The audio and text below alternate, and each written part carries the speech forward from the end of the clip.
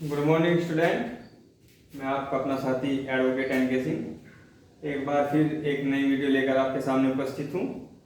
देखिए, हमने बौद्ध धर्म के चैप्टर 1 में गौतम बुद्ध से संबंधित सभी बेसिक जानकारी ले ली थी। कुछ जानकारी इसमें चैप्टर 1 में बहुत इम्पोर्टेंट है, एक बार आप उसको नोट कर लीजिएगा। देखिए, जो गौतम बुद्ध थे,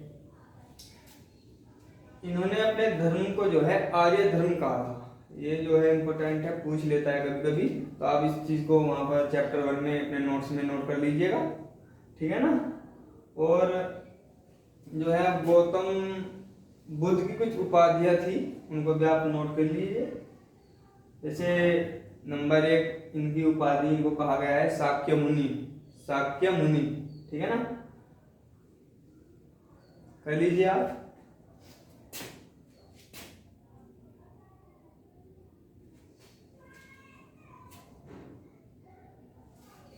दूसरे नंबर पर कहा गया है शाक्य सिंह। नंबर 1 शाक्य मुनि, नंबर 2 शाक्य सिंह, नंबर 3 पर है इनका एशिया का ज्योतिपुंज, लाइट ऑफ एशिया।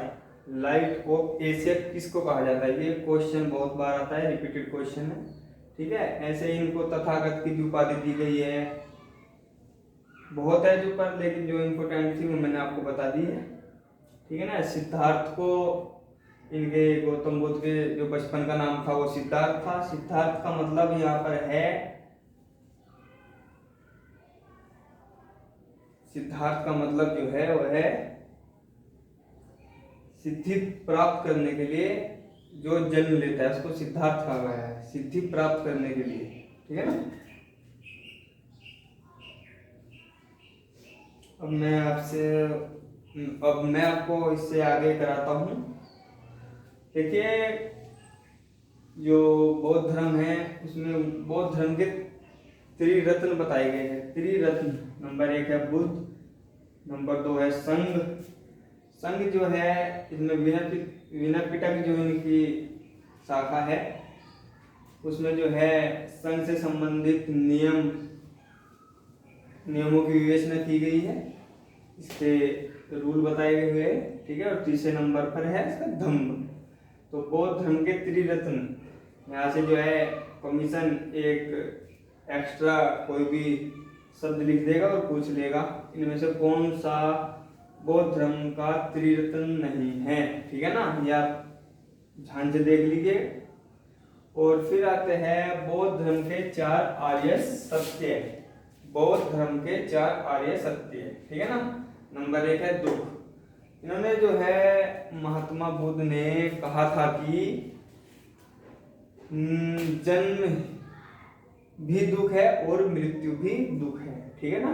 इसलिए इस डेफिनेशन में इन्होंने दुख को परिभाषित किया है। और दूसरे नंबर पर इन्होंने कहा है दुख समुदाय। दुख समुदाय का वो कहा इन्होंने, जो दुख समुदाय है वह है अविद्या और तृष्णा, तृष्णा से आता है। देखिए, दुख समुदाय का जो प्रमुख इन्होंने तत्व बताए हैं, एलिमेंट, वे हैं अविद्या और तृष्णा, तृष्णा, ठीक है ना।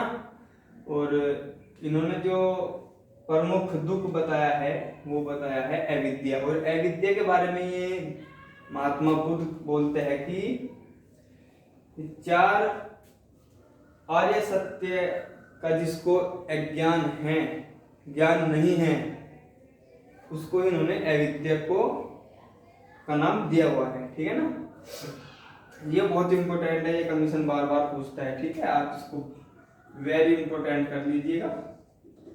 बौद्ध के जीवन से संबंधित प्रतीक एवं चिन्ह, ठीक है ना। ये बहुत इंपॉर्टेंट है कि गौतम बुद्ध के गृह त्याग को क्या कहा गया है, क्या मतलब उनका प्रतीक है, ज्ञान प्राप्ति का प्रतीक क्या है, ठीक है। तो आप देखते हैं, ये इनके जन्म को कहा गया है, जो जन्म का प्रतीक था इनका कमल या सांड। और इनके गृह त्याग को कहा गया है, इनका प्रतीक है घोड़ा, ठीक है।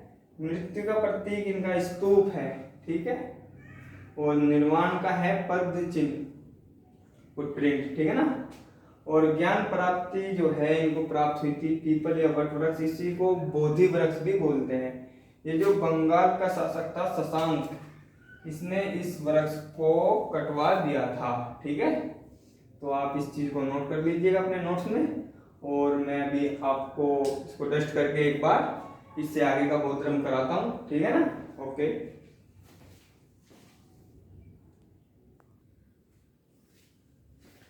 तो ठीक है ये स्टूडेंट, मैं आपको इससे आगे कराता हूँ।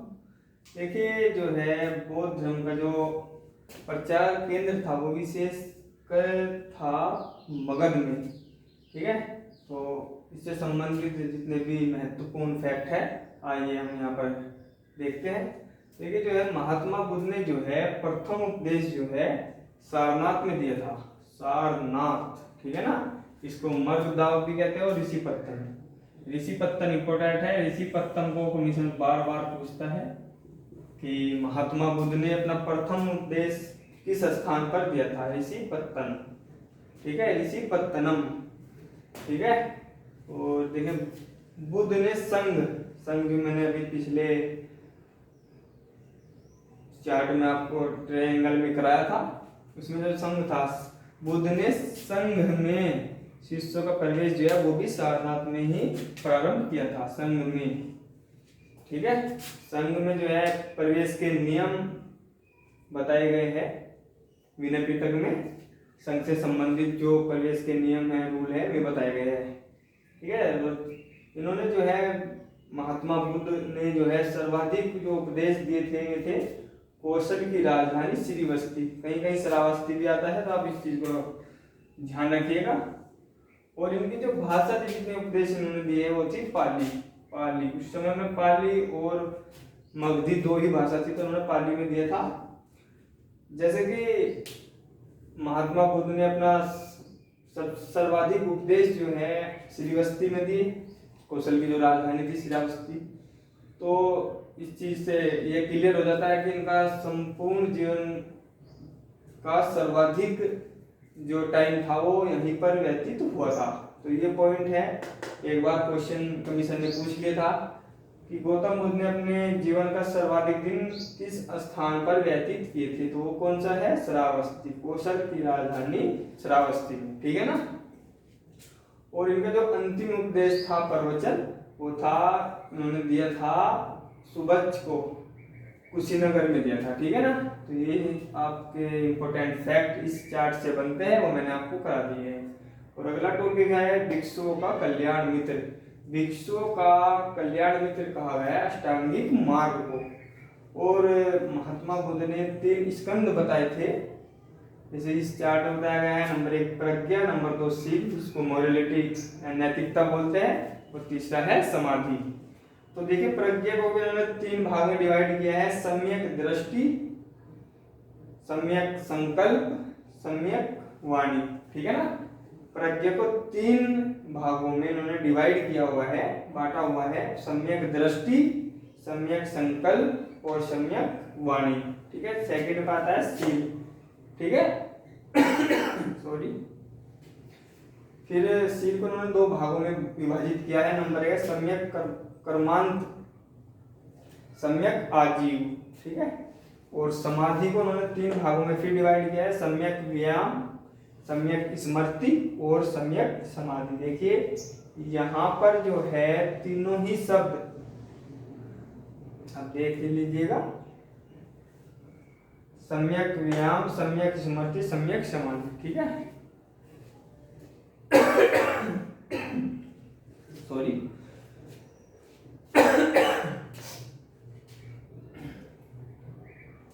इनका जो सम्मिलित रूप को ही अष्टांगिक मार्ग कहा है महात्मा बुद्ध ने। ये प्रज्ञाशील और समाधि है, इनके जो फिर फर्दर जो है इन्होंने डिवाइड किया है, इनके सम्मिलित रूप को अष्टांगिक मार्ग कहा गया है। ठीक है, और मैं आपको एक बात और बताना चाहता हूँ कि कुछ स्टूडेंट का मेरे पास फोन भी आया था कि पहली वीडियो में थोड़ा फ्लैक्स महसूस हो रहा है। तो वो क्या है कि कैमरा पहली वीडियो में जो है अनलॉक रह गया था, तो इसलिए उसमें थोड़ा क्लियर नहीं है। यदि आप कहोगे तो फिर मैं वो वीडियो दोबारा से बनाकर अपलोड कर दूंगा। ठीक है ना, अब इसको लिस्ट करके आज जो है हम बौद्ध धर्म को समाप्त कर लेंगे। ठीक है, अब इसके बाद कुछ फैक्ट इंपॉर्टेंट बचे हुए हैं जहाँ से कमीशन क्वेश्चन बार बार डायरेक्ट क्वेश्चन पूछ लेता है, तो मैं अभी इसको डस्ट कर आपको कराता हूँ। ठीक है स्टूडेंट,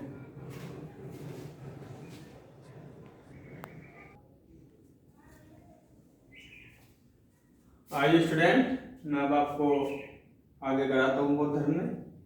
देखिए बौद्ध धर्म से संबंधित जो है 4 संगीतियां हुई हैं और बहुत ही इंपॉर्टेंट क्वेश्चन है, हर कमीशन यहाँ से क्वेश्चन पूछता है, बहुत जितने आप लगा सकते हो इंपॉर्टेंट इस पर लगा लीजिएगा।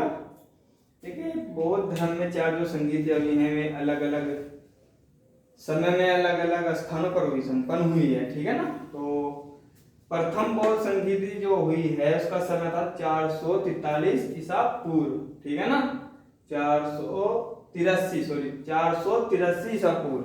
ठीक है, और स्थान था राजगृह की वैभाग पहाड़िया, वैभाग पहाड़िया पर स्थित सप्तफनी गुफा। ये पूछता है कमीशन, सप्तफनी गुफा कहाँ संपन्न हुई थी प्रथम बौद्ध संगीति?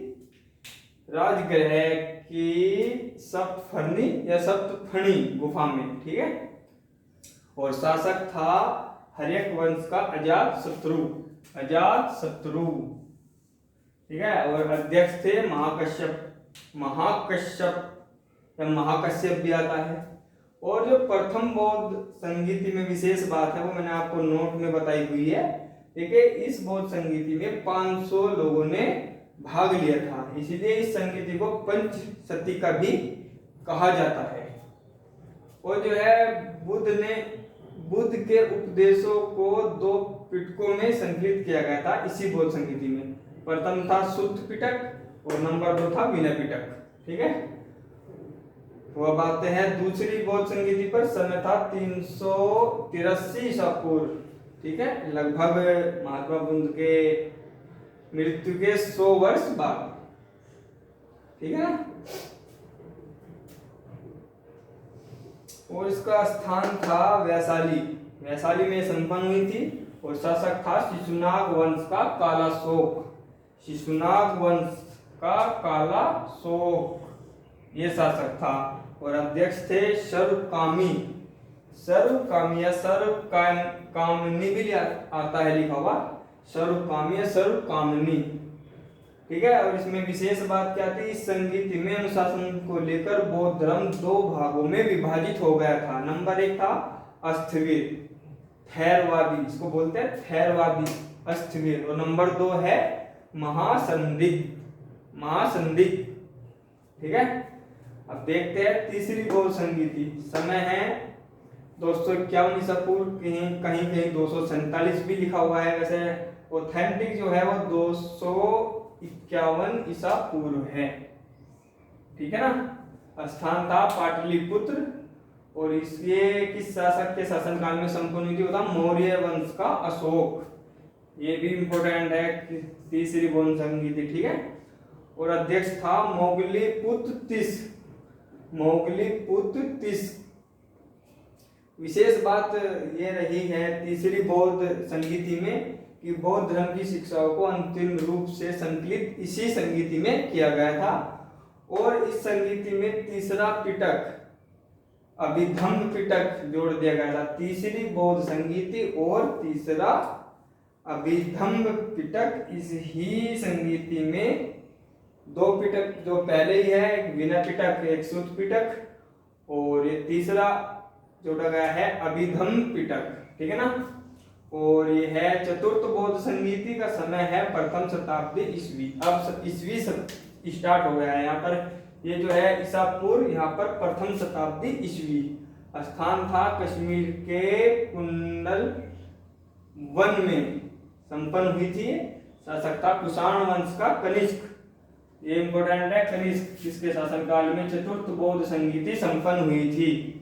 अध्यक्ष रहे थे इसमें वसुमित्र। और इसमें विशेष बात है, इसमें यह एकमात्र बौद्ध संगीति ऐसी थी जिसमें उपाध्यक्ष भी दिए थे अशुघोष। ये जो है मुख्य अतिथि के रूप में इस संगीति में सम्मिलित हुए थे। और विशेष बात यह है कि इस चतुर्थ बौद्ध संगीति में बौद्ध धर्म जो है हीनयान और महायान शाखा में विभक्त हो गया था। ठीक है, और देखिए प्रथम बौद्ध संगीति से संबंधित एक बहुत महत्वपूर्ण नोट है। वैसे अभी तक कभी कमीशन ने पूछा नहीं है, लेकिन भविष्य में फ्यूचर कभी भी ये क्वेश्चन पूछ सकता है। प्रथम बौद्ध संगीति और दूसरी बौद्ध संगीति से संबंधित भी क्वेश्चन है। देखिए प्रथम बौद्ध संगीति में जो है ना 500 लोगों ने हिस्सा लिया था, इसलिए इसको पंथ शतीका कहा गया है। और दूसरी बौद्ध संगीति जो संपन्न हुई थी उसमें 700 लोगों ने भाग लिया था, इसलिए इसको सप्त शतीका कहा गया है, सप्त शतीका। और ये 8 माह तक चली थी, ठीक है। फिर उसके बाद तीसरी जो बौद्ध संगीति है उसमें लगभग 1000 लोगों ने हिस्सा लिया था, ये लगभग 9 माह तक चली थी।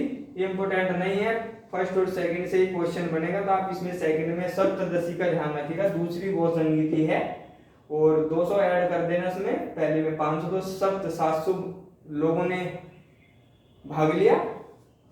और फिर फोर्थ में फिर 500 लोगों ने, या बोधिसत्व जिनको बोलते हैं भिक्षु या बोधिसत्व, उन्होंने फोर्थ संगीति में भी 500 ने भाग लिया था, ठीक है। तो यहाँ से बहुत ही क्वेश्चन आते हैं। प्रथम बौद्ध संगीति का अध्यक्ष कौन था, स्थान क्या है, कहाँ संपन्न हुई थी, शासक कौन था। शासक बहुत इंपॉर्टेंट, शासक पूछता है कमीशन हर बार, कोई भी कमीशन हो यहाँ से एक क्वेश्चन हमेशा आता है, ठीक है। आप देख लीजिएगा। और मैं आपसे ये निवेदन करता हूँ कि आप अपने चैनल को ज्यादा से ज्यादा सब्सक्राइब कीजिए, लाइक कीजिए और शेयर कीजिए। इसके बाद जो है बौद्ध धर्म में बहुत ही महत्वपूर्ण टॉपिक बचा हुआ है, बहुत महत्वपूर्ण ही इंपॉर्टेंट फैक्ट अभी बाकी है।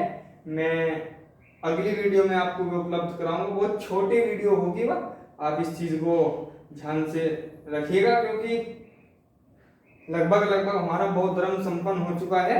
मात्र एक वीडियो होगी लगभग 10 मिनट के आसपास की, बहुत ही इंपॉर्टेंट फैक्ट उसमें मैं आपको नोट कराऊंगा, ठीक है ना। Okay, thank you.